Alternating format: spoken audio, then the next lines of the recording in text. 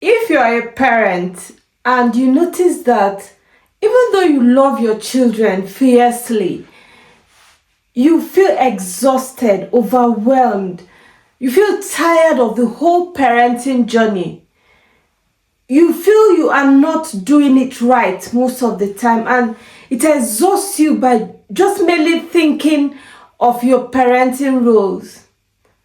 I want you to know today that you are not broken. You're not alone. You are not a bad parent. You're not a bad person for feeling the way you feel. On today's edition, we'll be talking about something that parents shy away from discussing, even with fellow parents or even with their partners. They are afraid to mention how overwhelmed and tired and exhausted they feel about parenting, because people will think they are bad parents or they do not love their children. So they keep it inside and never voice it out. Sometimes it snowballs into something sinister if not resolved on time. A lot of people do not know they are in this space in their mental health. They do not know that their mental health is at stake even as they try to navigate parenting. Welcome to today's episode of Wellbeing with Neka, and as always, we'll be talking about things that have to do with your mental health and your psychological well-being from a professional point of view. On today's topic, we'll be talking about parental burnout. I am sure a lot of people have not heard of this or do not even know that it's a thing that exists, that you can have burnout as a parent. If you're not sure what burnout means, you can go back to a few of my videos previously where I talked about burnout, so that we don't spend a lot of time on burnout alone. As we go along on this episode, you will understand what it means. Or maybe from my intro, you already know what it means. Exhaustion, tiredness, or being overwhelmed from something you are supposed to do or you are expected to enjoy. Before we proceed, if you have not subscribed to this channel, please can you tell me why? Are you not getting value? Are you not enjoying the topics we discuss? You can say so in the comment section so we can do better. But I'm pleading with you at this point to subscribe, drop your comments, like, share, so that a lot of people will deal better with their mental well-being. Parental burnout is not just tiredness or random sadness. Parental burnout is deeper.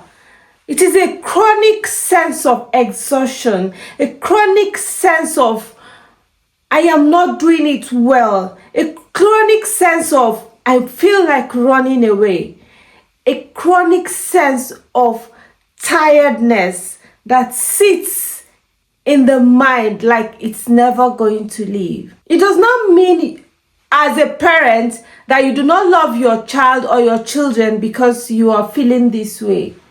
It is your mental health revolting. It is your mental health not acclimatizing or adjusting to parenting.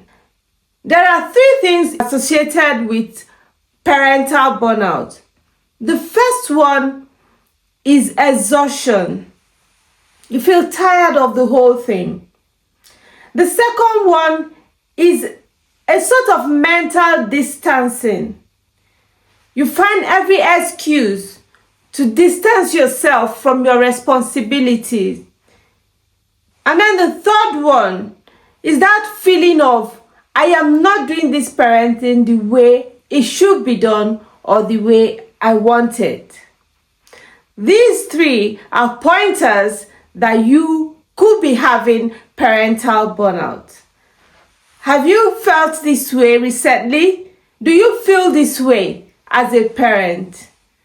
Don't be alarmed. I am not here to judge you because I also am a parent and I have these bouts of burnouts just like many other people. The only difference is that between you and I am the professional and I am learning how to manage mine, which is what I want to teach you today. There are signs that you might be overlooking that are pointers that you are experiencing parental burnout. You overlook them maybe because you do not know who to discuss them with, or you do not want to be seen as a bad parent. I'll list out these signs and you look inwards to know which applies to you. Do you feel disconnected from your children? Do you feel emotionally numb? Do you sometimes fantasize about running away or being left alone? Or just going away somewhere alone? Do you get tired easily of the small talks that your children bring to you? You no longer find them interesting. Do simple tasks like cooking, cleaning, washing annoy you or overwhelm you? Do you find out that even resting does not help your mood anymore? These are signs that we overlook, but are pointers that our mental health is revolting. They are not signs that you're a bad person. They are not personality traits. They are signs that you need to do something about your mental well-being, because parenting cannot be done in a chaotic mental space. I have good news for you. Parental burnout is not a sign that you are not coping. Parental burnout is a sign that so much is being demanded from one person. Parental burnout is a sign that one person is stretching to their limit with minimal or no support. People who do not have enough support, social support, spousal support, experience burnout. People who have little or no rest in between experience parental burnout. Too much expectations and a lot of unrealistic expectations on one person also causes parental burnout. Lack of support from spouse or their social circle. You also have little or no rest in between. These things cause parental burnout. So you might love your children. You might love your children to the moon and back and still experience parental burnout. What makes it even worse is that while you are experiencing these things, some people are out there posting their excellent parenting abilities, their excellent children, and everything seems good, and you look inwards and think you are the problem. No, you are not the problem. These things I listed are why you are experiencing burnout. And we're going to talk about how to manage this so that we can remain sane in this parenting journey. When parental exhaustion is left unaddressed, it causes a strain on relationship between partners. It causes anxiety. It can also cause depression. It causes emotional withdrawal from that parent to their family members, their partners, or their children. It is not them. It is how their body is trying to cope with so much pressure, so much internal and external pressure, trying to manage work-life balance, trying to deliver on expectations, trying to pay bills, trying to solve problems. It is just them trying to remain sane in a seemingly insane situation. Let us go ahead on how to manage this burnout so that it turns out good and you do not harm your mental well-being. The first step to dealing with parental burnout is reducing chronic stressors. You need to identify what exactly is overwhelming you. Or let me not say you, we need to identify what exactly is overwhelming us, because I am also a victim here. What is it that makes you feel so stressed up as a parent? When you identify some of these, you need to remove what is important from what is exactly not important. You have to also ask for help, even if it feels uncomfortable. You have to give yourself benefit of doubt and remove perfectionism. Everything doesn't have to be perfect. The house doesn't have to be clean. The children don't have to be among the first 3 in their classes. Everything doesn't have to be perfect. Your children don't have to be perfectly behaved every time. Your house doesn't have to be perfectly clean every time. These are stressors, which when they gang up against you, you become overwhelmed. So you need to identify what your chronic stressors are and separate the wheat from the chaff. What is important from what is not exactly very important.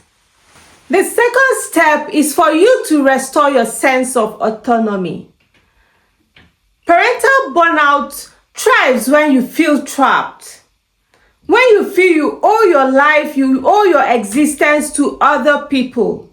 You feel trapped in the whole parenting journey. So much so that you lose your autonomy, you lose yourself, you lose who you are, you lose what makes you happy. So what do? Eat what you want to eat once in a while. Go out by yourself once in a while. Listen to the kind of music you want to listen to once in a while. Be you for the sake of you. You are you before you become or you became a parent. So in your tight schedule, you need to create time to assume your autonomy, to be who you are, to be that person who likes to make up, to be that person who likes to dress up, to be that person who likes to take a bottle of beer while watching TV. Have a sense of autonomy. Get hold of yourself, and that way you will not feel trapped in the whole parenting journey. Another thing that works is being compassionate towards yourself. Work with self-compassion and not self-criticism. Don't always say, what am I doing wrong? How come I'm not doing this right? What have I failed in? How have I? Be compassionate towards yourself. Give yourself some credit. Give yourself some accolade. That if something you did with your parenting didn't turn out right, did not make you a failure. You have to be compassionate to yourself.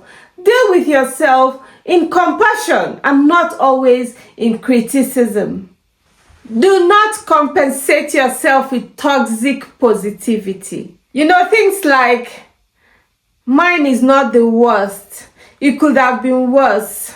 I'm not the worst parent. No, that's toxic positivity. And it keeps you rooted where you have always been. It keeps you rooted in your burnout without making any effort to step out of it. Toxic positivity is different from self-compassion. Do not surround yourself with people who give you toxic encouragement, toxic positive vibes. Could have been worse. You're not the worst. That's toxic positivity. And if you're experiencing burnout, you do not need that to get by.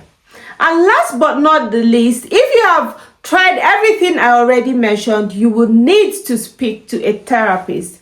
If the feeling does not go away after trying all that I have listed, make an appointment with a professional, a therapist, who will help you get to the root or the core of the problem. Like I said earlier, parental burnout is common.